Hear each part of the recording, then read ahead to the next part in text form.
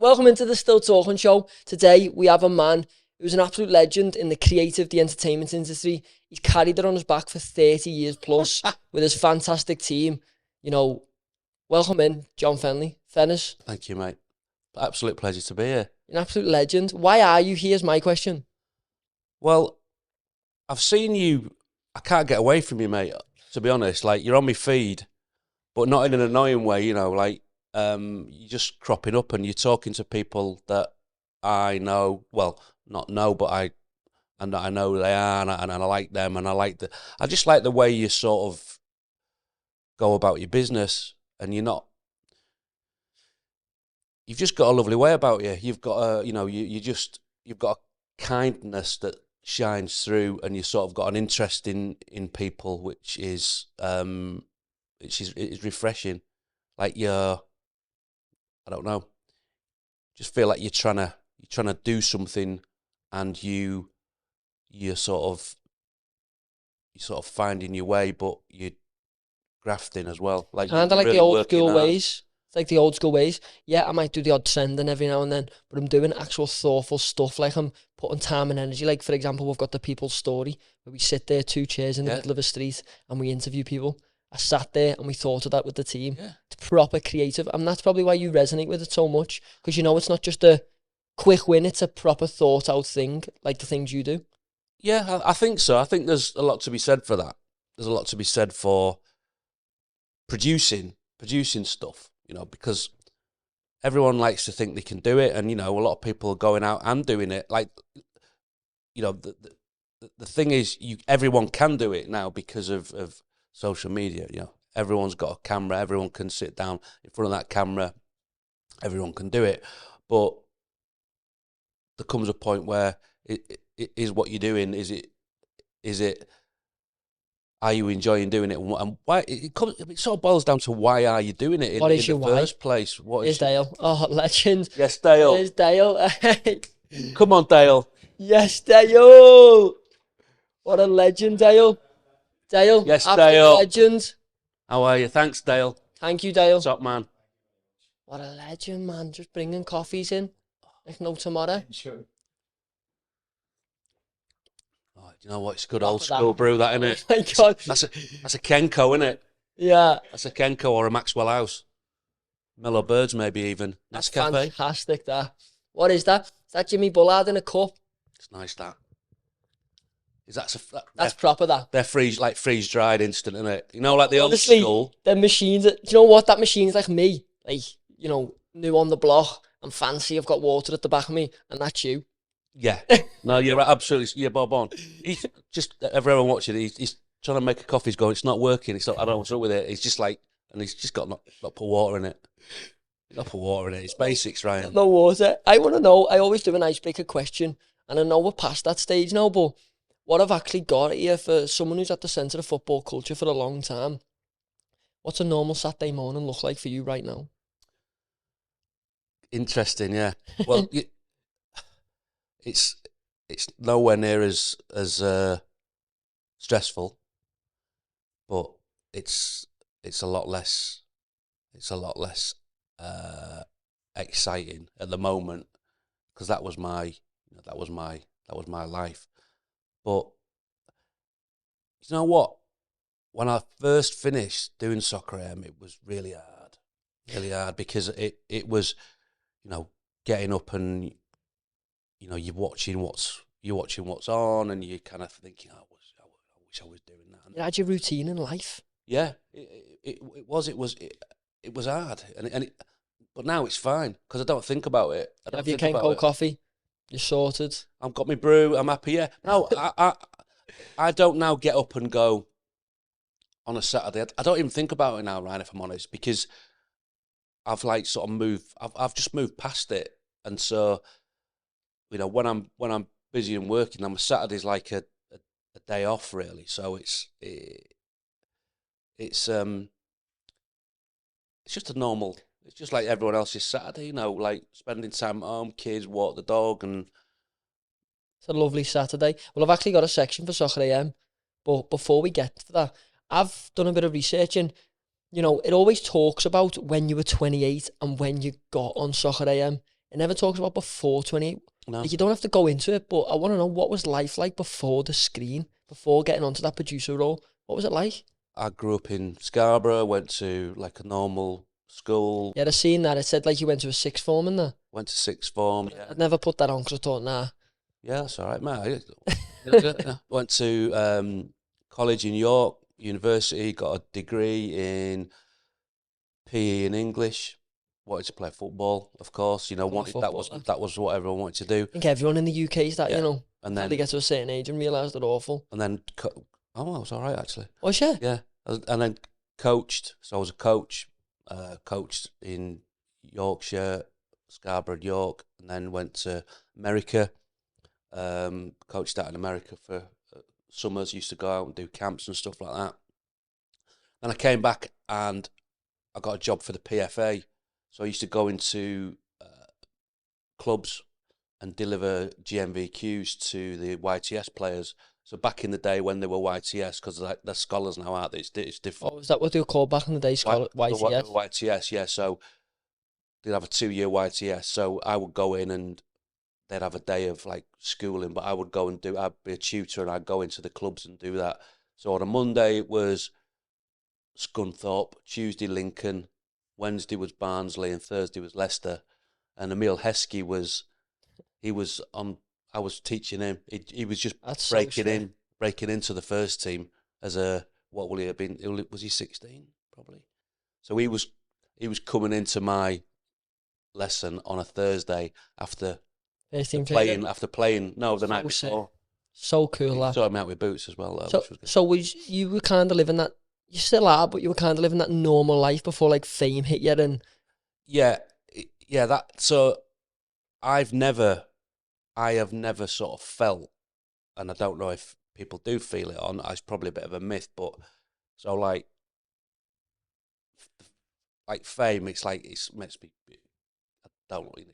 I find it a bit like cringy that I get kind it. of like because it's because people see you on something, then it's like, but you're not. You don't change. You don't. I've always been the same person who throughout. I think if you ask most people who know me, you know, I've never gone like big time and look at me, and I've always still got good relationships. Fenners, who was in that classroom teaching, is the same Fenners now sitting on this couch. Yeah, he's got a lovely beard instead. Thank you. Yeah, having a look down, mate. Yeah. But I was always, I always wanted to do more. You know, like yourself. You know, you're doing more. You see what's out there, and you think, oh, I want to do that, and you want to be excited, and you want to be motivated, and that was for me was always the thing. So when I went to, I was playing football for North Yorkshire, and on the touchline was a guy called Pete Mulligan, and he was a tutor at St John's College, which I went to in York, and I hadn't really got my head sorted when I was 16. My dad passed away. I don't know if you know this. So my dad was so there was a lot of issues with mental health within my family, and my dad like passed away when I was 16. He took his own life, and I didn't grieve properly. Right? I kind of just, because it happened, and back then no one would talk about it. So I went. Like it wasn't such a topic of a conversation like today. Yeah, no, I mean no one went near it. So I went back into school kind of like 2 days after, and like I was like, well, no one pulled me, and no one. Oh my God, do you still deal with that today?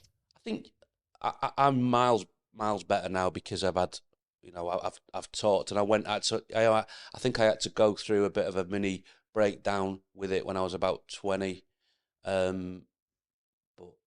yeah, I'm absolutely fine. You know, I still have, like most people, still have good days, ups and downs and stuff. But it sort of led me. So I kind of, the reason I mentioned it was I went through a bit of a sort of it was a bit of a blur from like 16, 17 to those years, and I was good at school, and I worked hard, but it just all sort of didn't fall apart. But I just was, I was, I was. You're a teenager dealing with something such a big thing. I think you need to give yourself a chance, because I wasn't dealing with it at all. I wasn't, no one sat me down. There's no counselling or anything like that. It was just cracked on. and then your life cracks on, and everyone's like, "Oh, what's down in Fenners?" And you're like, "Oh my God, what?" Like, time's just moved on, and my whole life's just changed. Yeah, and it caught up, and then You were 20 odd. yeah. So I sort of when I went to college, I was like 21 by the time I got to college. I had a year out, and I went to Australia for 6 months, and I met this guy, and he said, "Come to St John's, and we play, football's great there. We play. We're in the leagues, the college leagues, Wednesdays, and then we play weekends and stuff like that." And I was like, "Yeah." So I went to college to You kind of play escaped. football. You kind of like just got out and was like, "I need something fresh. I need to." Well, by the time that I came round, I was great. I was in a really good place. But when I went to college, I did so much stuff in those 4 years. The academic side, I got an all right degree, but I did, I did join the Musical Production Society. I did like theatre stuff. Do you think because you were constantly trying to fill that void, you were just doing more and more? No, I don't. There was no. It was never. I'm trying to fill a void. It was just. I was like, I've got opportunities to do this stuff here, and it's like great. Like, learned to play the guitar. Got in a band. Sang, performed in front of people, and my confidence levels. When you're younger, your confidence levels. I look back and think, God, how did I do that? There was no. It wasn't. It was purely out of the enjoyment of doing the thing, and I loved it, and you had a good social life there. You had drink stuff, but it wasn't like mad. It wasn't kind of like, you weren't like getting battered or caning it all the time. It was like the football was. So it was it. And I was club captain, and then I was chairman of the sports association. I just did loads of stuff, and I came away from that 4 years going, that was brilliant. The best way the 4 years could have went. Yeah, and now and I've seen the flip side now, where I see kids going to uni and like having a much less fulfilling experience from it, because it all feels very disparate. Certainly at big colleges, where you're living in the halls, whatever. Then you go to your lecture, which is across the city or whatever. We were all on the campus, and everyone sort of knew each other. I got offered to do that, but it's weird when you look back at things in your life and you go, "Oh my God, if that happened, that would have changed the whole path." I got offered to go to America, but because I was born in August, I couldn't go to the year later. Right. And by then, everything already changed. Was that to play or to coach? Or I went to a sports college, right, and it was to play and coach. It was to do all of it, kind of the same vibe as you, and it would have completely changed my life. I probably wouldn't have met my girlfriend. I've been with her for 5 years. Amazing. I wouldn't have started content. Yeah. I was speaking about it the other day. I used to work in Tesco, and I was pushing trolleys. So for anyone out there who thinks like, "Oh, I don't want to work that," I was working it. I'd work to the maximum hours so I could get the maximum dough, and they let me go.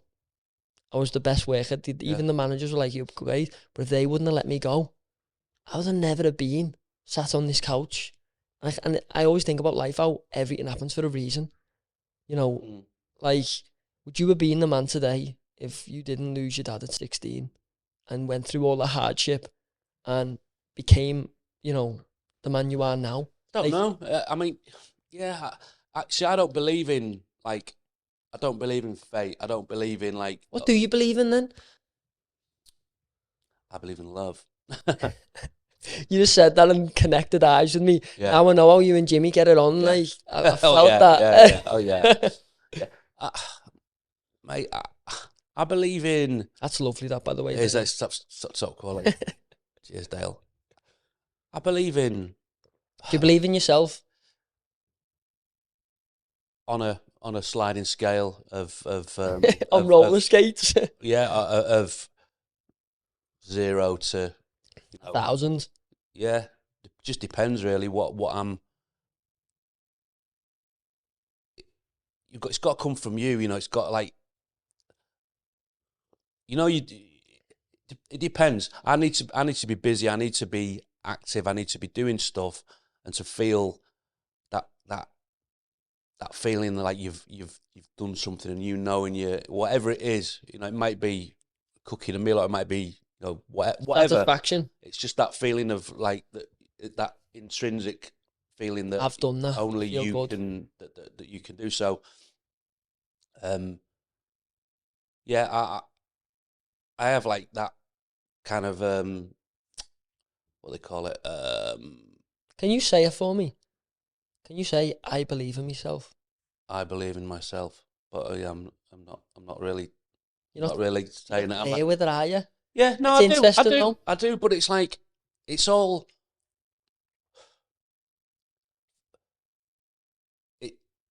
I struggle to go to like, what am I? Because you look at me and you go like, I'll be honest, you're like royalty to me. I'm not listening your ass. I don't care about that. But I look at you and I respect you because you know what? You hold a lot in. I'll be honest. I can feel the energy on you. You're like doing so much. You're like half a robot, but at the same time, you've got so much emotion. Yeah, for me, it's really nice to be like, oh, I liked what you did on Soccer M, or I liked that show you did, or this or the other. But ultimately, none of that matters. None of it matters at all. What matters to you then?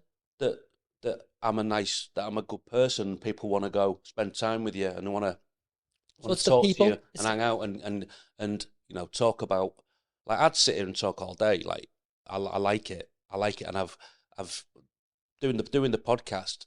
I found really therapeutic with Jimmy, because when you're doing soccer, when you're doing live TV, everything's really short, and it was me, but it was me adding a little bit onto me as well. Like, because you can't, when you go on telly, when I went on telly, so I'd be stood there waiting to go on, feeling quite anxious probably about going on, and not really feeling it. Because sometimes you get up on a morning and you got to do the show and you're like, I'm flying, I'm absolutely, I can't wait to get out there and do it. Got me Kenko. Yeah, absolutely, a Kenko to the max. And then there'll be times where you go, God, and I'd sit and say to my wife, I'm going to do this today. Like, she'd be like, oh, you'll be fine, get out there.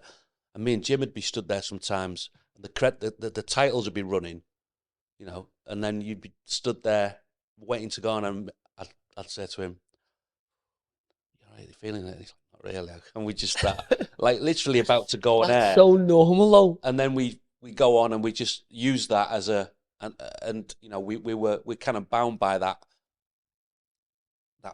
like bit of anxiety to give you that energy. We were talking about satisfaction. You've done the majority of roles behind the camera, in front of the camera. You've done them all, let's be honest. Yeah. What gives you the most satisfaction? It's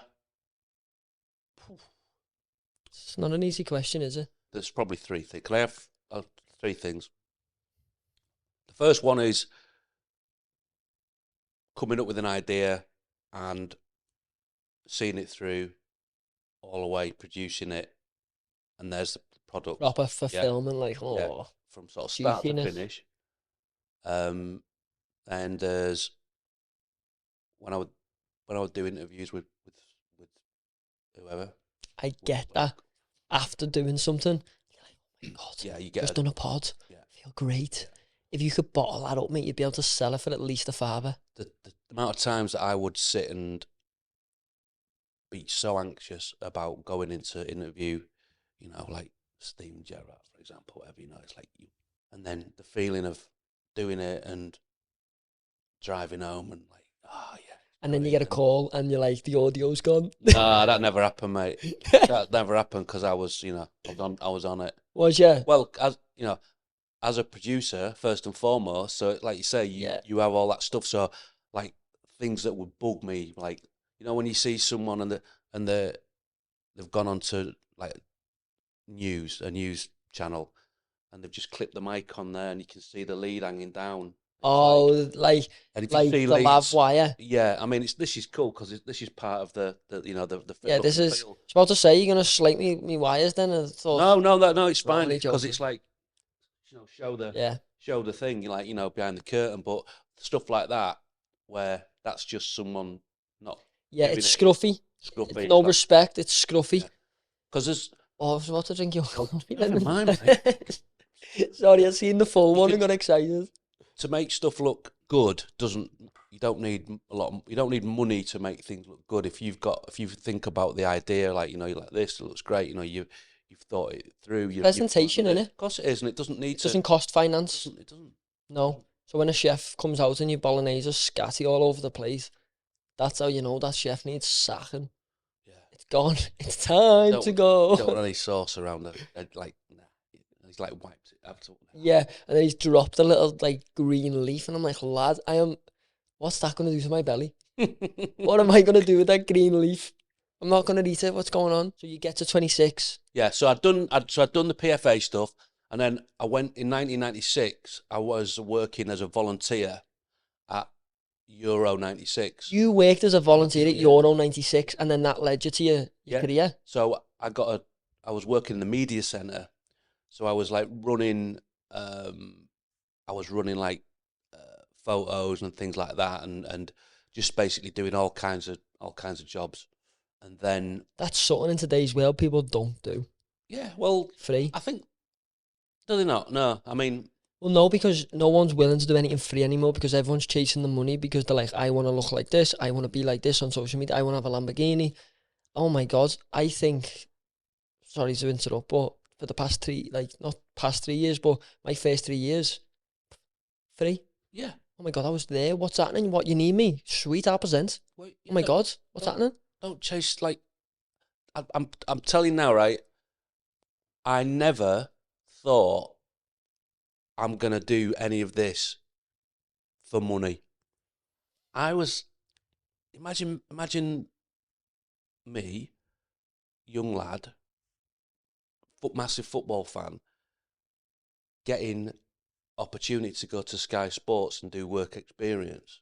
And you going, one Hang minute. on, it's like I was beyond excited to be in the building, to be there, like The people you speak to, and the it network was you build. it was a very different place. It was bustling. It was you're seeing people walking about, and then right, you've got a week's work experience, and you're going to be going to Highbury, and tomorrow you're going to be going and doing this and shadowing these people around, and because I initially was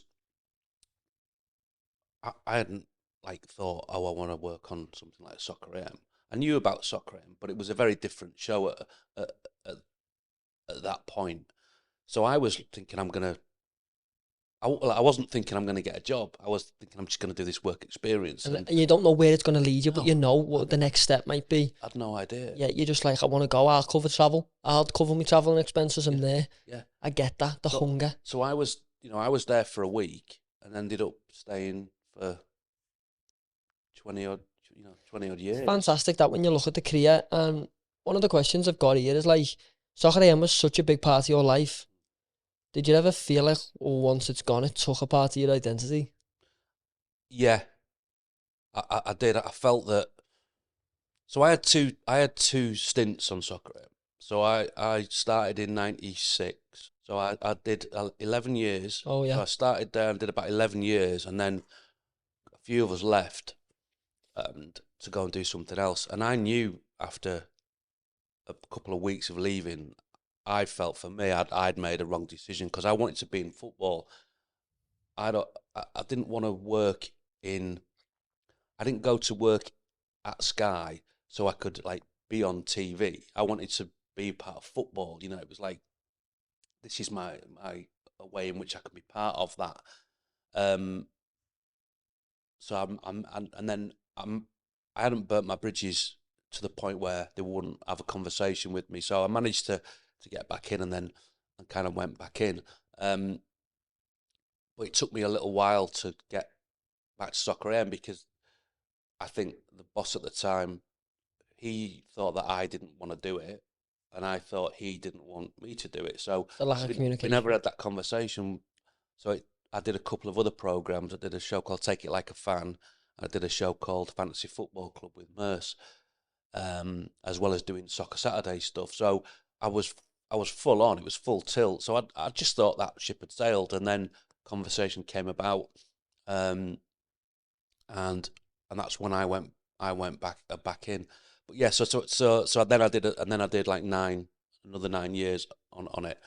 So I knew an end's going to come at some point, and I was asking questions prior to, like years before, like 2 years previous to it ending, to going, what's the future look like for me? Have I got a future? And no one can really answer that question at these times, because especially in the creative industry, things happen quickly. So I did. It felt. Everyone was like, "Don't take it personally," and I was like, "How can I not take it personally?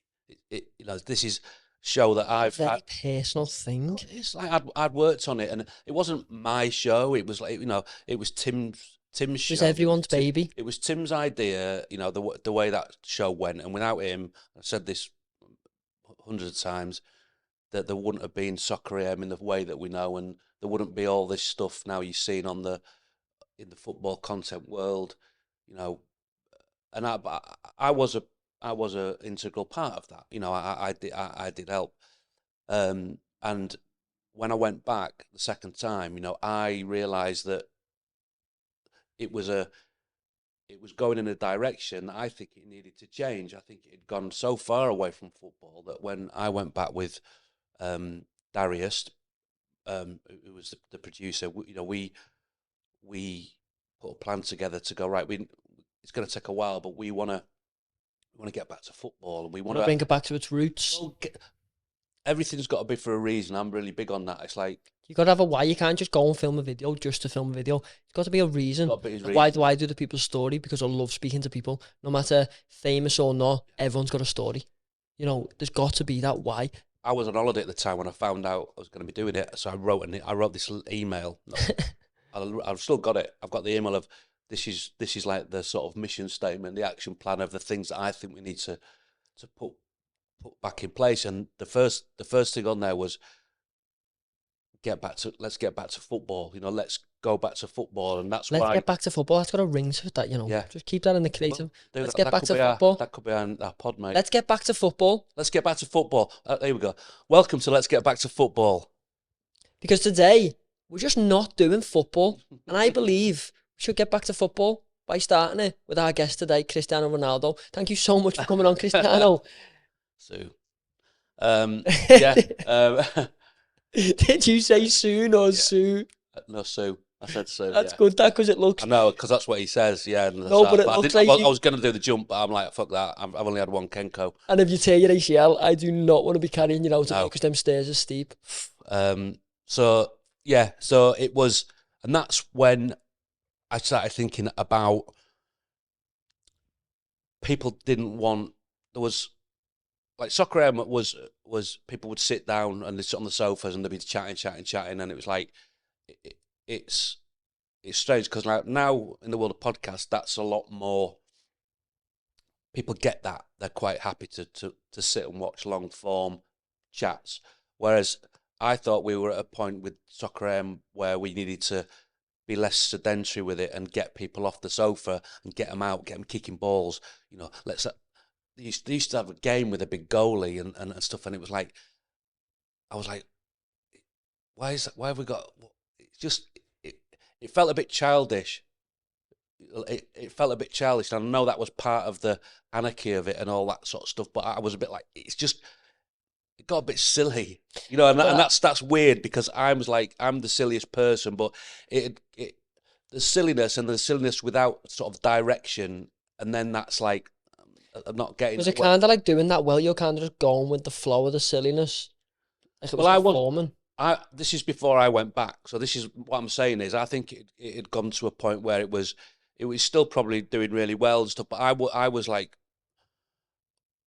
it wasn't. There was just parts of it that worked for me, really, So I was like, when I got back in through the door, I was like, This I want to needs change this. I want to change this, and these are the reasons why. And I pissed quite a few people off. I think people on the team who were like probably on camera and doing a lot of that stuff. But I was going, well, why? Yeah, but why are we doing that? And I was like, we need to do. So that's when we started doing things like the drill. We got Jimmy on board because that's a real football thing. Fantastic, Going into the that, training by the way. ground, And Thank you for that. thank you. No, thank No, you for enjoying it. Thank you. Like, just thank you for that. What so great, so good. But that for me was like getting into a training ground, going to a football club, getting into the training ground, and being able to do a session, do a drill with players and the manager, and then you might get some of the players watching. For me, it's like that was gold dust, and then you throw Jimmy. Oh, but it still is. Yeah, but you throw Jimmy into the mix. Oh, Jimmy's like a spanner, mate. He'll just loosen and tighten some bolts wherever he goes. And I will say this, and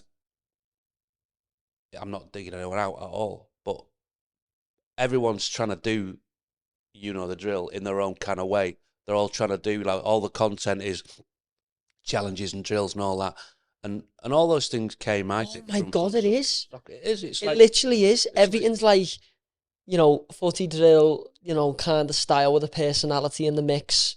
But the thing is, with Jimmy, like, the drill is Jimmy. You don't get the drill without Jimmy. No. You don't get it. No. And actually, you've got to take credit for that, because in the creative world, it's great seeing other people take your idea, but it's even better when they take the idea and evolve it themselves.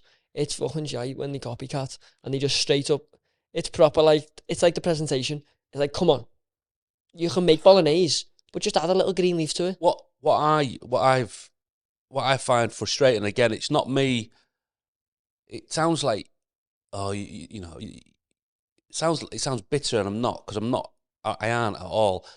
I get frustrated when I see a brand, for example, and they go, right, we've got a load of money here, and they go, we're going to get an influencer and a footballer, and they just put them on a pitch somewhere, right? And they go, and it's like, right, you've done the hard part, you've got that. Now come up with something and produce it and make it absolutely amazing. You've got 90% of it there, right? You've got 80% of it there. I'd say you've got 45% of it. I would, because I know what you're saying, and it frustrates me, because what people don't realise is the brands buy influencers for followers, but what they don't realise is there's got to be something behind it. It's like buying a shiny shell with nothing in. That's what followers is. Like, I love my community. The fucking StillGang are the best in the world. I appreciate every single one of them. They support me, but that's a community. Yeah. In today's world, there's a lot of followers. It's flashy. It's like having a Ferrari with no engine. It's like, come and buy me Ferrari, and then you go to drive and go, oh, fucking hell, it doesn't drive. Yeah. It's like buying that and then not having no idea, because you're just turning up and you're like, oh, what's happening? Like, that's the difference between actual creatives. Yeah. That's the difference.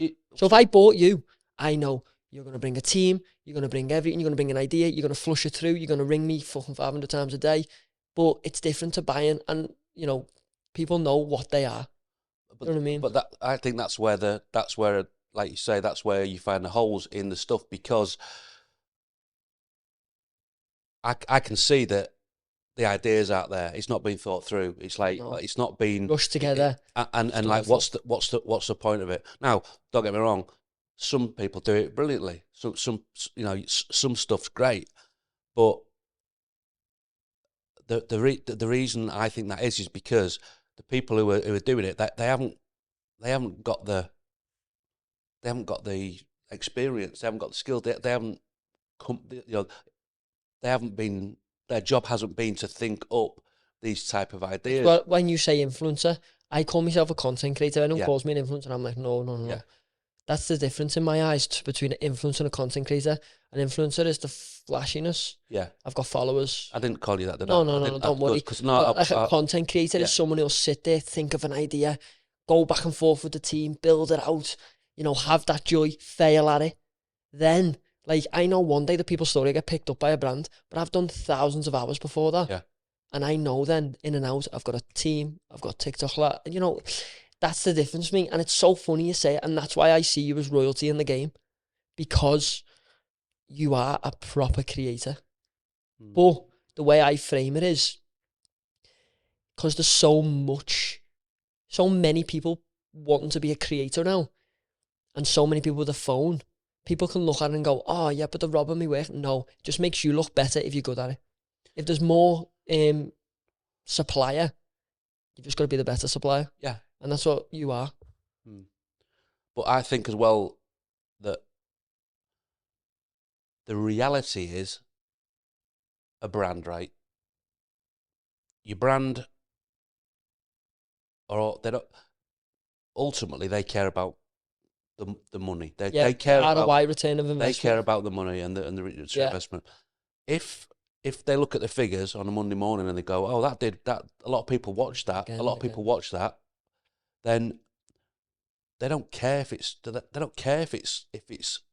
good content. No. And because a lot of people watch something doesn't mean it's good content. It's like a song that gets massive on TikTok doesn't mean it's a great song. It's funny because a song that gets massive on TikTok, I listen to it and then I go, oh my God, the bit I've heard on TikTok like 3 minutes into the song. I don't want to listen to the song. And again, that's not me like bashing TikTok or anything like that. I'm just saying it's like, because something's got a lot of numbers, like, you know, what's the most viewed video on YouTube? I don't know, but I can guarantee it's not the best video on YouTube. I don't know if it's the first. You're the first guy in the zoo. What he's at the zoo, yeah. He's in the zoo and he's like, hey. I mean, that's certainly not the best, is it? You know, no, quality. Yeah. Oh, it's the Baby Shark. Okay. Baby Shark. And we're sort of boiling that down into very black and white stuff. But look, I think the point stands that commissioning editors now they're not coming to me going, have you got any ideas? Because we want to make some great programming. They're like going, let's see what's out there on YouTube or podcasts, and then we'll just go, we'll have that because it's tried and tested. If you come with an idea, people want to see it now. They want to see the proof. They don't believe in you. Yeah. Because they want the ROI so quick. Yeah. And that actually falls back to short form versus long form. Short form gives you that quick win. Well, I'll get 1 million views in a week. Sweet. I'll film in a day. I've edited in a day. Done. But with that, there's no sustainability in my eyes. I think long form offers sustainability, and I'm only getting into the long form now. I've built my career off short form. I don't disrespect it in any way. I just understand short form, the way I see it, is if you were a user of something or you were addicted to something, that'd be your quick hit. Yeah. Short form's your quick hit. Long form is like investing in a house and wanting to live in it forever. Do you know what I mean? Yeah. Like an ISA. Yeah. That's the way I see content, and I believe that actual creatives, people will build careers out of short form. I've done it, but they'll continue to and sustain it. But I think full circle, it'll come about that why and why you're creating, why you're doing this, why you're just filming a video for the sake of it, for views, you're chasing numbers. That's what I think it'll fall back down to. Back to Soccer AM style, back to actual thought out things, not just doing it for the sake of it. Yeah. I don't know. People, obviously, with something like Soccer AM, you get that. When we were doing certain things, people like. What happens is, in our culture, there's something there, and people batter it. This is whatever. Get it off. It's done. I'm not saying that was the reason why. Yeah, we got it off. Came off air. that was I don't know really what. I think that's probably down to financial reasons, but really, yeah, I think so. Yeah, but then what happens is then it goes, and then you get, oh, bring it back, and it's like, and then you bring, if you were to, because people can say it to me, are you bringing back Soccer AM? I'm like, I didn't take it off air. I didn't, You took it off air. I wouldn't have taken it off air. I would have. Really, a financial issue? It, Oh, not an issue. Sorry, a financial reason. I think someone would invest in that right now, but it's all about the rights and who's got the rights to the name of it and the show. But someone would invest in that now. That created. It's literally on here to ask, like, would you bring it back? Did you want to leave it? And you've just answered it. But that's so interesting. I think for me, it's a good thing that it, because I would have probably just stayed doing it, but so I don't like look back now and go, oh, I really miss it. You know, I had some brilliant times doing it, but I don't wish I was doing it now. You know, I've seen that there is another world out there. You know, when I'm trying to sort of navigate my way through it, but I feel that you know I'm always going to have ideas to do things. It's just like sort of meeting, you know, seeking out those opportunities, you know, and finding out where you fit. I get it. You know, if you was a 26-year-old John Fendley right now, you know, there's a lot of creatives in the world stuck, trapped, don't know how to create, don't know what step to do. What advice would you give to 26-year-old self right now in today's world? Try and have conversations with the right people and try and get as high up that food chain in terms of the people who can make decisions, because there's a lot of people in. So let's say you're the boss, right?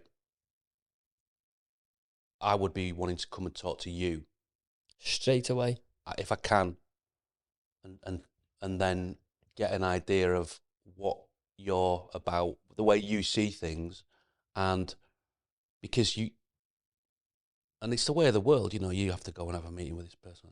But if you can try and get higher up that ladder to get that for those first meetings, to talk to people who can get it and can make things happen, you save a lot of time. I think that, look, for me, old-fashioned values of going and doing it and giving up your time. You know, the amount of time that I spent, this is what people don't understand. Like, you kind of get it that I'm like you, you know, like we're normal. No, I'm like you. We're very normal people, right? We're working class, 100%. Normal people who wanted to do something, saw an opportunity, was like, wow, I'm going to get to do this. But I didn't rock up to Sky Sports and go, put me on telly. I'm John Fendley, get me in. And no, it's literally, and it was hard, and it was like, again, it was an amazing job. But I worked so hard, like hours, like man hours spent. I'd moved to London, like no money. Was that hard being that age? Yeah. And all your friends are probably having kids or having houses and like going out on the weekends, and you're like scraping away because you're trying to show your worth. I was never bothered about going out. Yeah. I was never bothered about giving up my Friday nights and stuff like that. I've never really been one for, like, you know, going out and partying. Like, all my mates back in Scarborough, I was probably one of a couple who went to college and to sixth form, and then went to uni. So they were all like, you know, out. They had jobs, they had money, they were all out, you know, having a great time. And I never had money, but I was like, well, I'm playing football or I'm doing this. So I was always happy, you know. I was like, yeah, you never seen it as a sacrifice because you're doing what you never saw it as a sacrifice. So for me, it was like, again, I never got up on a morning. Like, we had to be in it really early on show days, and I never got up thinking, oh God, I've got this, like, I'm going in to do that. I'm doing the TV show. It's like, because it all kind of happened quickly because I wasn't expecting to get a job, you know. So I kind of lived at Sky, and Tim was always like, I'm gonna employ Northerners because they come down to London and they've got no mates and they've got no money, and it's kind of right, you know. And it's probably like, but we've also got them models. I'm not saying Southerners haven't, but I just know more Northerners than Southerners, and we have them models are just like, what, we've got to stay till 3 a.m, sweet. What, we've got to be up at 6 a.m, 2 hours skip, sweet. Yeah. I think when you're young as well, it's, and I wasn't super. I was 26 then. I was 26, but I was still, I was still keen as mustard to do it and learn. And I knew. You're still keen as mustard now? I am. Yeah. I mean, you probably got boundaries of like not letting people waste your time. Because as you get older, you realise time's actually shrinking instead of... Yeah. So you're like, I'm not fucking letting you waste my time anymore. I'm bartering with you over that. If you're not going to pay it, see you later. Which brings me on to my next point. Let's throw it on our toes right now. Let's get back to football. You know, let's shoot it to brand. Let's do something. How can we do it? Let's get back to football right now. You can do whatever you want, mate. I've got time, you know. Any brands watching this? Let's get back to football.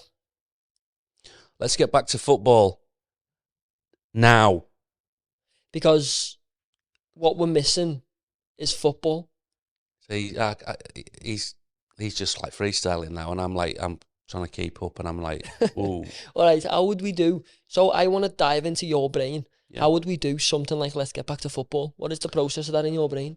It sounds a little bit like stick to football to me. Say, yeah, let's come up with something on the spot right now. Okay. For me and you as the hosts. All right. 2 peas in a pod. 2 peas in a pod. All right. Like that. I'll just call it peas in a pod, though.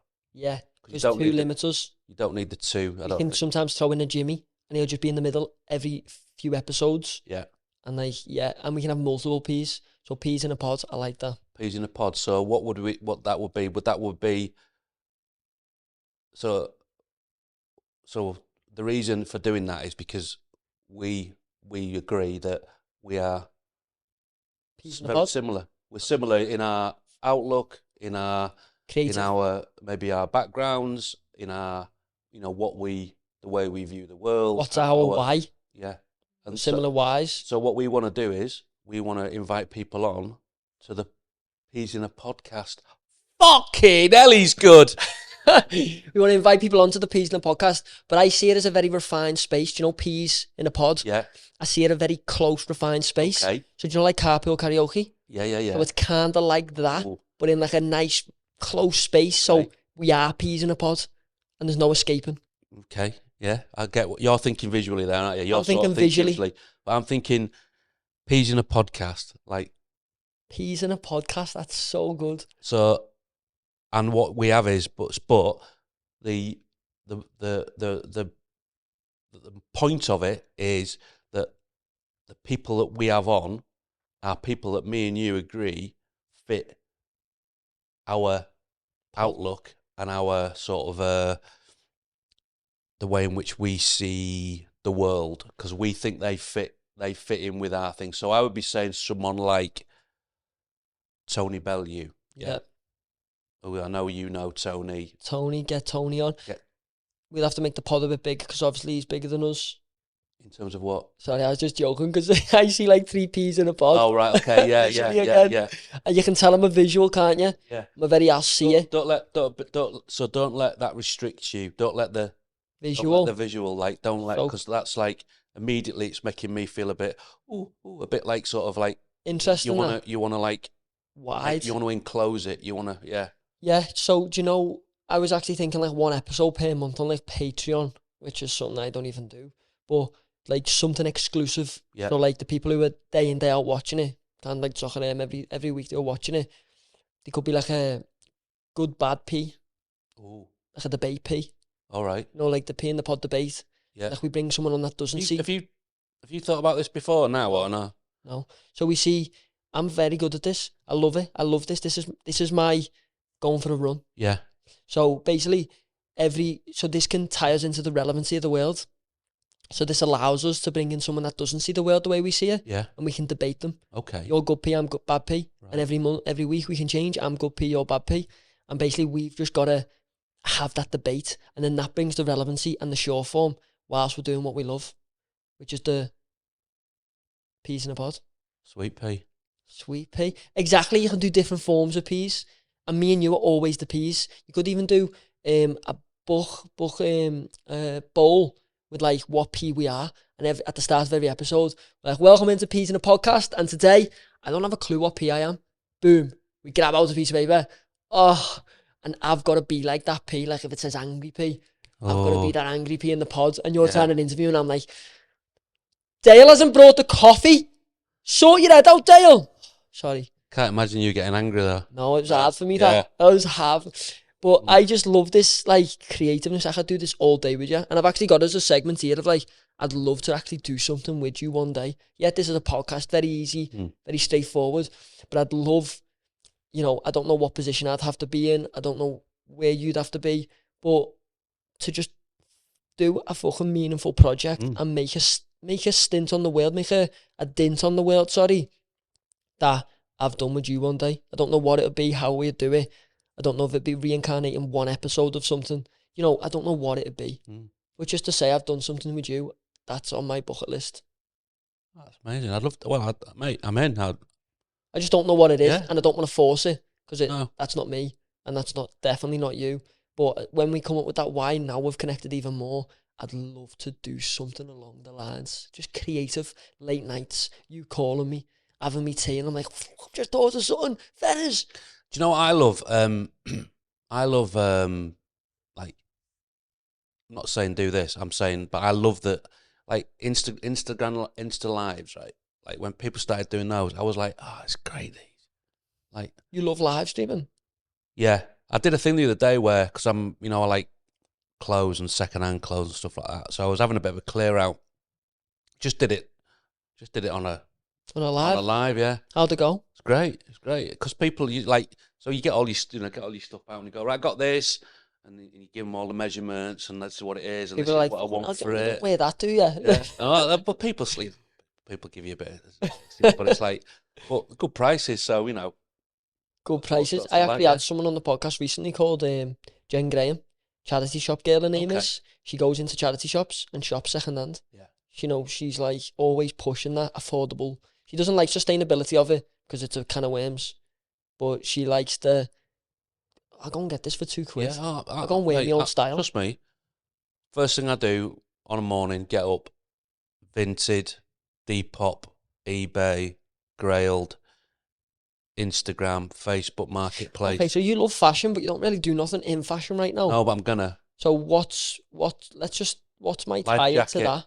Life Jacket is gonna be my project. My tie-in could be the live stream host. Yeah. And we dive into your fashion. Live Jacket is called that bit. Live Jacket? Yeah. Because it's called Life Jacket.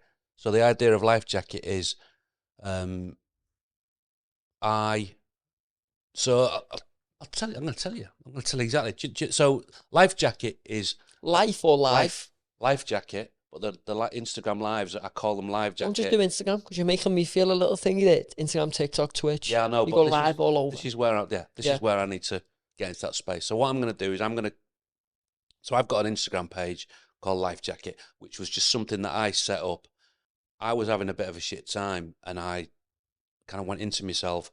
I was always obsessed with clothes and everything like that. So I started like getting into the online stuff and chatting to people and collectors, and end up speaking to all these people all around the world, and it really helped me with my mental health. So I was like, I want to make some content, because no one's making content around menswear and fashion and not fashion like hype beast type stuff, you know, which is, you know, unattainable stuff, but more like the stuff that I'm into and that all my friends are into, you know, fashion, football, music. It's like the Holy Trinity. It's like, this is what I like. This is what people that I, you know, hang around with, they all like. But there's nothing there. There's no, where's the interview with Noel Gallagher talking about his clothes? Why he wears the same jacket? Where's the interview with Stephen Graham talking about all that, and now he used to be a break dancer and all that kind of thing? Where's the interview with Johnny Marr talking about... Where's the live Q&A with Fenners talking about why he's wearing that orange? Yeah. You know what I mean? Yeah. So this is what I'm doing, and this is what I've started to do. And it's actually started? Yeah. Have you announced it? Have you put it out? No. So this will go out in a few weeks. We'll obviously finish it before. So it's gonna, I mean, the Instagram page is there, and it's got a few thousand followers. But I'm hoping that, because what I want to do is I want to do content, I want to do events, and then eventually down the line, I'd love to do products. I'd love to make clothes. It's interesting though. But I wouldn't. But again, if I hadn't been on Soccer M, for example, it's a lot easier for people to get that. Because people look at me going, "Oh, he just wants to make clothes because he wants to make a few quid," and it's like, I don't. I wanna make a jacket, right? But the thing that I see is I want to make, you know. So I come up with an idea. Let's make a program, how the perfect jacket. And so I go on a journey, and I go and talk to I go and talk to designers first and foremost. I was about to say, what would be so cool is if you travelled the world, kind of like, what's that bald guy that used to go around with his mates, Carl Pilkington? Yeah. Kind of like that fab. Yeah. But you went to China, you went to all these places to get the fabrics. Yeah. Was that your idea? So my idea is that I go and speak to designers. So I go and speak to people like Paul Smith. I go and speak to people like Lorenzo Osti out in at CP. I go and talk to the Stone Island guys. I talk to people like Kestin Hare. I talk to who are the boys who are absolutely smashing it. Cole Buxton. I go and talk to those guys. Talk to Gareth Skewis at Palace, you know, who I know, and we sit and we talk about, you know, what's the essence, what's the secret, and then what I do is I go away and I come up with something that I want to do. You know, I've got a design, I work out how to do the designs, and we document all that, and then I go to I get the samples. Proper series. Yeah, it's a series. Yeah. And then what you do is you then create it, and then you market it, and then you put it into a store or into a pop-up, and you get the reality of the reaction of that. And so you're making the product. Because what I'd like to do is a capsule range. I'd like to do jacket and just start with that. But I want it to be fantastic. I want it to be brilliant. But I don't really want to be associated with it in a way. I want it just to sit there on that rack over there, and people go, "That's really cool," and I really like that. But I think I want to make the content around it, and I think that'll be powerful. Behind it? No, I'm going to be in it, because I think that people, you know, with the football and music and clothes, it's like I feel like they're the things that I love, that I'm passionate about. So who else is going to do that better than me? It's one thing I completely understand. When you are authentic and you think of an idea, no one can copy it, man, because it's your heart. That's the thing as well. You're not doing a jacket because you're like, I'm going to make a few quid. You're not asked. You're making a jacket because you wear jackets and you like jackets and you want to wear a jacket that you've made. You don't want to... That's the beauty of you, sir. That is the beauty of Fenners. Because Fenners doesn't do a video just for the sake of it. Doesn't create just for the sake of it. It creates with meaning. That's the difference between an actual creator and a legit one. So I'm just going to... so that's going to be an event as well. So I want to... Again, bizarrely, I think a lot of people who like would give me like stick and on when I was doing soccer, a lot of those people they're probably guys like me. They're not young lads like you who are going to batter me. It's like people who look at me at probably my age and probably my sort of demographic or not.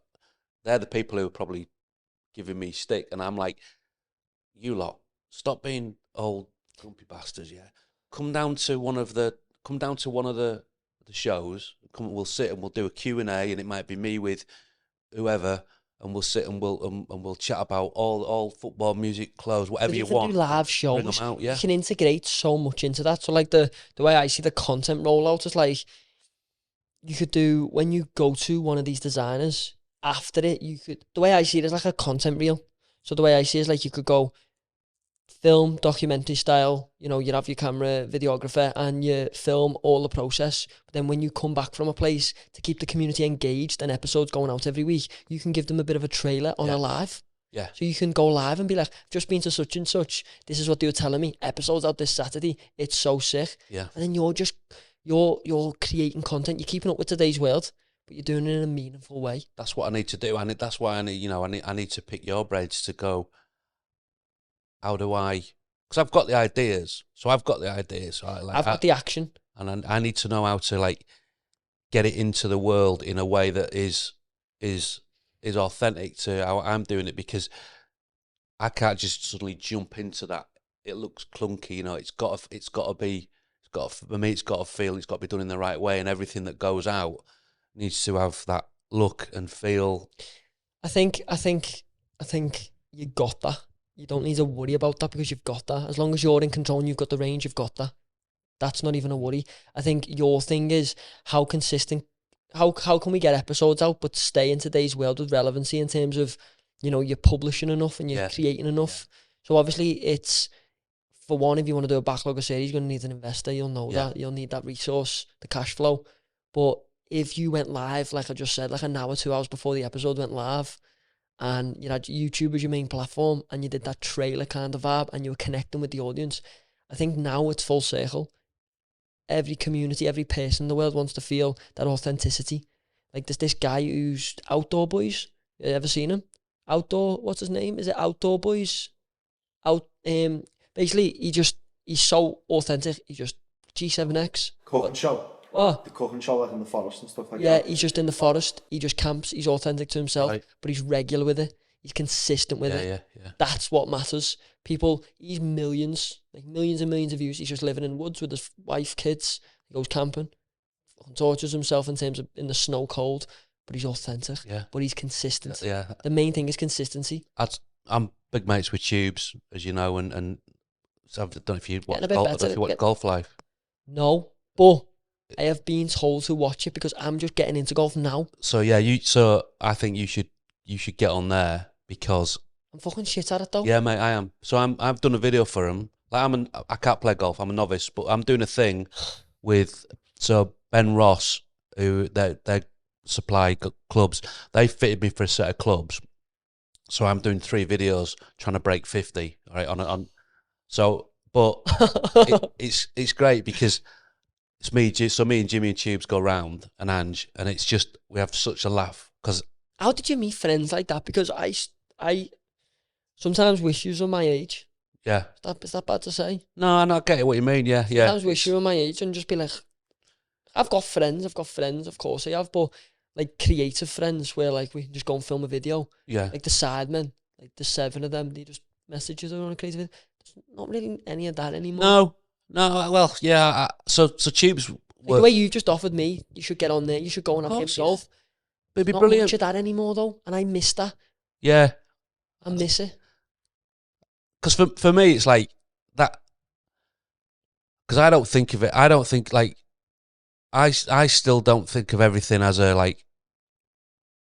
I just think it's a good thing to go and do, like, even, you know, I mean, from a you know, in terms of, like, you collaborating with them. Do you know what, though? I don't even it'd be brilliant. Look at that. But it would be. But also, you'd come away and go, oh, brilliant. Because have you met Jimmy? Have you met Jimmy? No, we followed each other, and I've never met him. Yeah, so that would be brilliant, because if you're a novice golfer, you know, and it's, you know, you get a chance to go on and talk about, you know, your story and your journey, but you have a laugh. You know, Jimmy is... We should play football. Yeah. We should play football. All right. Like, Jimmy and Tubes are very good. Yeah, I mean, Jimmy's fantastic. I've seen him play a Icon series. Yeah, he's a joke, mate. Tubes is okay. Tubes is like, yeah. We should have one of them on our team. Yeah. Play a football. Yeah. I'm shit, you're shit. They're good. I'm so bad. Okay, you should have Jimmy then, and I'll have Tubes. Yeah. And then it should be like... Are you all right? I can hit a ball. Can you? Yeah. I can hit a ball. I'm going to play this Sunday and I'm going to play Monday too, because I'm getting better. But I'm not that good. No. Nowhere near like... But I won't be... You know, people won't...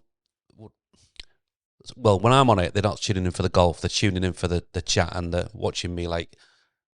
It's it anywhere, but... That's the thing with me. I don't tune in because of how good you are at something. It's the same with anything for me. I tune in because I like you. The personalities, yeah. I tune in. And that's what it'll be. It'll be 2v2. And like, I'll be chaos. Because I'll be like the young blood in the pack of 4. I'll be chaos. I think you and Jimmy would get on like a house on fire. I think Jimmy's such a great personality. He's actually in here to speak about like, what's it like having friends like that? It's brilliant. Like, so Tubes I've known for 20 odd years now. He started off work experience. So he'd come in. He was at school, I think, or he'd just left school. He was coming in on show days, just like helping out with making brews, like Dale. Get Dale on the phone. Dale, Kenko. See you next week, Dale. I'll get you a Kenko sponsorship off the back of this. Same time. Well, if Kenko do want to sponsor this, let's get back to football. Yeah. Sorry, it was just there. No, it's good. I like it as a transition. Yeah. Not as a series, as a transition. You know, when Jimmy does his things, the camera. Yeah. Let's get back to football. What do people shout at Jimmy in the street? Who wins the who wins the game, football's always the winner. I know that, you know. That's good. Yeah, you're quizzing me there. I wasn't putting it on you. I wasn't. But that is, it's You like... can drop the mic and go. But that's like... That's an example of something. Again, like, it's just catchphrase, but it's like... No, but that's it something means that's something. stuck. That's something that's stuck. Like, come on, you know, like people used to, I used to do the... I mean, come on, you know, Jeff Stelling, welcome to Soccer Saturday. Bringing all the shockers as they... And there's been a late goal at the Riverside. Like... Please keep going. I'm in a moment there. I'm in a moment. You know that I've told this story before, so it's like spool on. Who am I? Like you've got a VHS, you can spool it on. You know that Liam Gallagher, he's the lead singer of Oasis. That guy, yeah. Yeah. He's all right at singing him, isn't he? He nicked my catchphrase, "Come on, you know." And he nicked it and he called his album "Come On, You Know." But because he was more established, did people think it's his and not yours? Well, I follow him, so, and I know he watches. I know he watched Soccer AM. Lee, what's going on, brother? Well, I'll tell you what, because I've Said spoke to him. I fronted him about it. Yeah, in the street. Yeah. He Well, didn't expect it when he was on a family meal. You said, "What are you doing?" So I'm doing this thing. I'm doing it, and Jeff. I picked up what Jeff says. I mean, come on, Cammy. Come on. I mean, you know, he does that. So I bolted the two together. Come on, you know, and then so that became my thing. Because if ever I was trying to do a character, you need to have if you're doing a little impression of something, you need to just have that little thing that gets you into it. And I was always like, "Come on, you know," and it got me into the Jeff thing. So and I started seeing. So he used to do hashtag like what's the other one he did? It was It's funny because Misfits are gonna message you and be like, "What, you want to straighten with Liam Gallagher? We'll set that up." No chance, mate. He's a pal of mine. So I can't remember what it was. Anyway, he started doing hashtag "Come On, You Know," and I was like saying to the lads, "Look, have you seen this?" It's like at this time, was you pals when he was doing it? So I'm not like mates with him, but I know him, and and I know that he knows who I am and stuff, and I know that he liked the show and stuff, and I was like, "Who says 'Come On, You Know'? Like, no one else says that apart from Jeff, my character, not me. It's my character." And anyway, I kept saying that. Anyway. No one was having it really. They were just sort of ignoring me and thinking, "Oh, his head's gone here." And then look, cut him. There's a podcast. These two Irish guys called the Two Johnnies in Ireland. I don't know if you know them.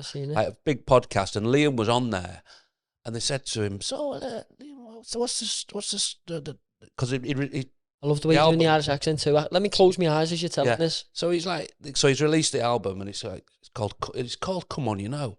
And they're like, "So Liam, what's the script with the title of the album? Come On, You Know, where's that come from?" Gone, right, so is this show right, Soccer AM, right? And this geezer like Fenners on there, and he does this character, right? And he goes, "Come On, You Know," right? So I thought, I'm fucking having that, right? So he's like, it's there, and I'm like, yes. And then you sent it to all your mates and was like, I told you.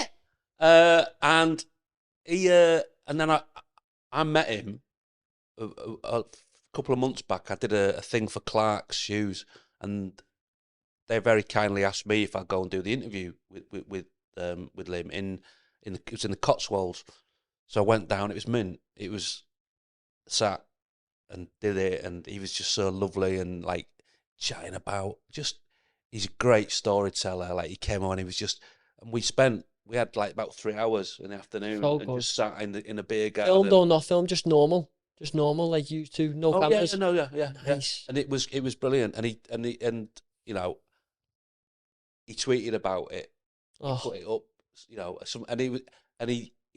and I know that he did that for me. I know that he did that for me just to like give me a little push. Yeah, and it was lovely. So yeah, so But I said to him, you know, I need to see a bit of commission, mate. You know, you've made a few quid off me there. Maybe he can be the sponsor of whatever we end up doing. Yeah. Know what I mean, like? Or maybe you bring him out on stage. What, he brings me out on Yeah. stage? Well, I'm going to be... Come on, you know, and you fly out and you... Come on, you know, it's Oasis! They're back! And there's been a late reform! Yeah. Oh, the whole Soccer AM has come out. No, just me, mate. No, yeah, okay, yeah, just you. No, we can't be giving them any limelight. Are you going? Are you Oasis fan? Are you? I listen to Oasis. I'm not a diehard. I find it very hard to be a diehard fan of stuff when I'm so busy doing my own stuff. Mate, yeah. That makes sense. Yeah. You. I find it hard to like. I love people, and I just love people. Yeah. But like, I find it hard to be a diehard something when I'm focusing on building something. No, got you, mate. My own interests. Yeah, no, I get you. Yeah.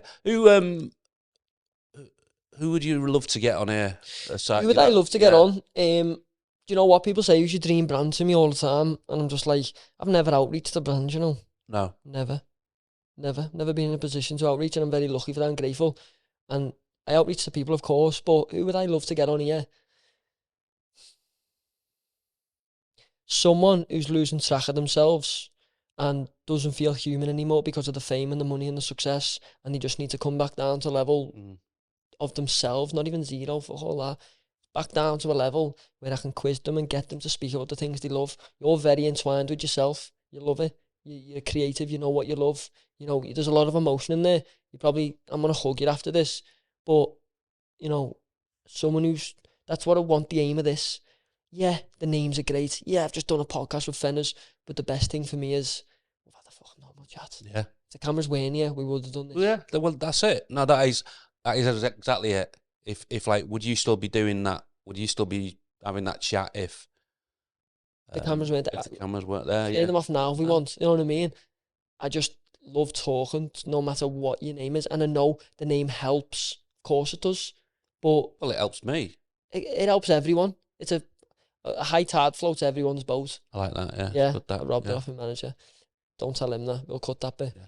But I just love talking to people. So there is no particular name, but it's more or less, this is an invite to anyone. Yeah. Doesn't matter who you are. I just want to talk to you as a human, because what I see is the people who are doing well in life, there's too much of a gap between my type of people and your type of people. There's no middle part, and I will be that middle part. Yeah, we might interview someone who's got millions of pounds, but I'll ask him, does he wipe his ass? And then everyone knows, oh, he's exactly like me. Oh, she's exactly like me. It's the point of this podcast, Fenners. Yeah, you know, no, you're right. We all go to the toilet. We all butter our toast. We might have 8-bedroom house compared to a 2, but we're all human. Doesn't matter what you are. Yeah, no, you're right. Like that? That's all right. Yeah, no, you're right. So sponsor. I'm only joking. Yeah. Do you like that?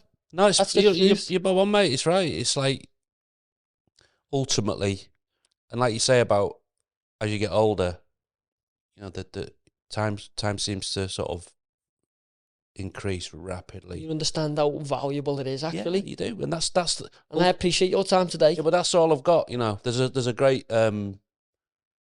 song by a band called the Boo Radleys. Do you know the Boo Radleys? No.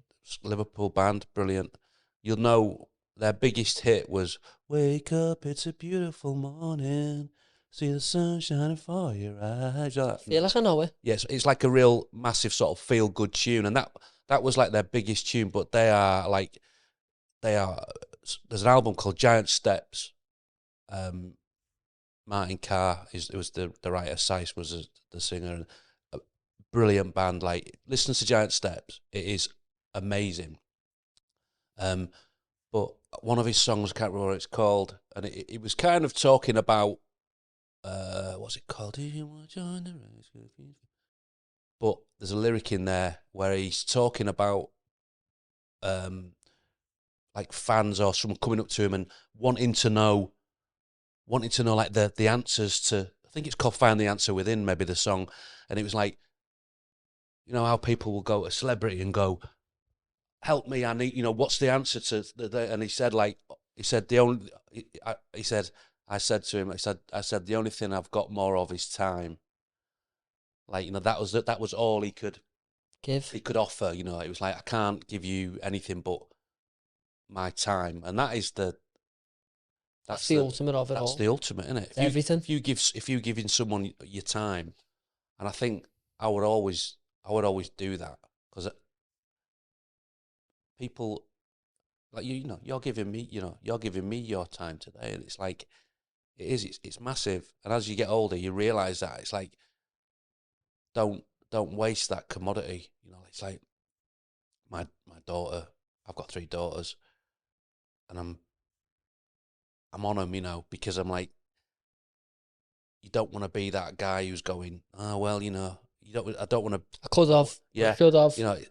So I'm like, yeah, go and enjoy it and do it, but make the most of that. Make the most of every of that minute time. and second, because you're not going to get it back. We're never going to get this moment back again.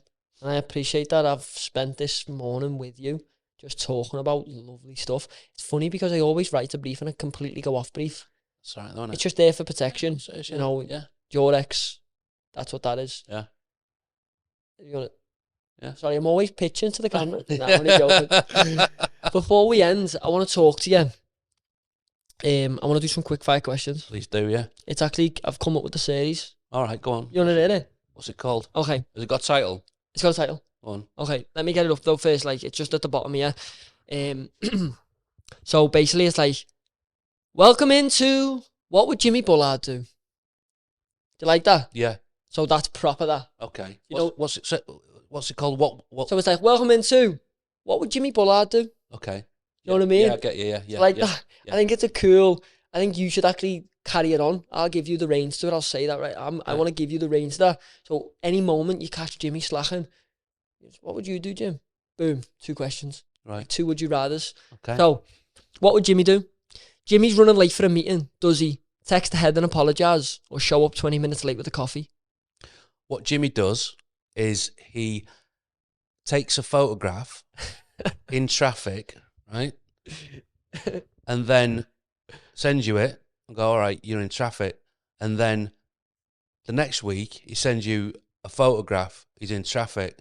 And then what happens is, Mug here takes him 4 weeks to cotton on that he's actually sending me the same picture every time. Say Jimmy's a legend. That's so funny. And there's just enough messages between them where you don't realise, and you're like, oh my god, it's the same one. Look at that, the car in front, it's got the same number plate as last time. That's such a coincidence. That's actually so good. Yeah. Round 2 of what would Jimmy do? Jimmy finds 20 quid on the floor in a bar. Does he hand it to the bar staff, or buy the whole table Jaeger bombs and say it was meant to be? Do you know what? He'd do both. He'd do both. So he would go 20 quid to the bar staff, and then he'd go, Jaeger bombs all around. He's so generous. Love that. I really love that. Round 3 of what would Jimmy Bullard do? It's a quiet Sunday. Does Jimmy book 18 holes for the lads, or does he have a quiet Sunday and a cup of tea? So Wednesday's Jimmy's day. A golf Or fishing. So Jimmy is a creature of habit, and he kind of goes off grid. That's his day. That's his day. I won't message him on a Wednesday then. You just won't get him, and you can't book him in for stuff as well. But that's fine, because you know where you're at with him. Who understand? You know where you're at with him. That's a man who also understands his time. He's like, I'm giving myself 1 day a week where I can do what I love. Yeah. Like, love. It'd be interesting if he ever started a fishing series. Yeah. Something that's probably in the pipeline. Last one of what would Jimmy Bullard do? At a self-checkout, 1 item won't scan. Does he call someone over to fix it, or bag it anyway and get off? Yeah. His head had come off. He'd have a bit of head loss. He'd be like, Carl, what's going on? Yeah. He'd be like, you're right, you. What's going on? I don't think he would. I think what he'd do is he would try and get some help. He wouldn't like just bag it and go. He'd leave it. He'd leave it at the self-checkout. Leave it and just get off. Yeah. Yeah, he just doesn't want that. Yeah. I've actually got some questions above too. Yeah, go on. about. Is he wrapping up soon? Is he? Because like I'm always, happy. I always keep the podcast at a certain time. Yeah. So like people want more, so then we could do like an episode 2. Cool. You know what I mean? On, mate, yeah. Any current projects, like you spoke about the one before? Any current projects you want to release?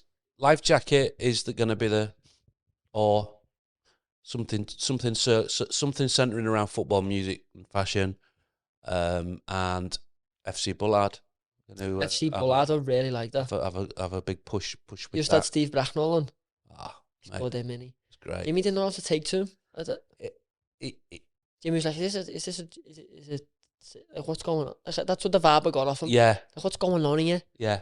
I think people you got him. You have to understand the narrative. You have to understand what you know what I'm saying, without 100%. I know what you're saying. As a creative, he's smashing it. Yeah. He's doing well. You've got to understand what his aim is, what his why is. Why he's doing it. And I don't know, did you tell Jimmy he was coming on? Oh yeah. No, so it was. I thought it was fine. I thought it was fantastic. They weren't a problem. It's just funny when someone sees Steve. Well, the difference with it, because he's so full tilt, and he's like bang, and he's coming in, and he's. What about when you got him to flip at Jimmy, and he went on at him? I seen a clip where he was just shouting and screaming. I was like, that's so funny. Yeah, I kind of teed him up to that. Yeah. I thought he'll tear a strip off Jimmy, and it'll just be. And the camera kept like switching to Jimmy, and Jimmy was just like, it was just good. It was comedy gold. I've already asked you that. Oh, the one thing that when people hear the name Fenners in 20 years, what do you want them to remember of you? Okay, let me think about this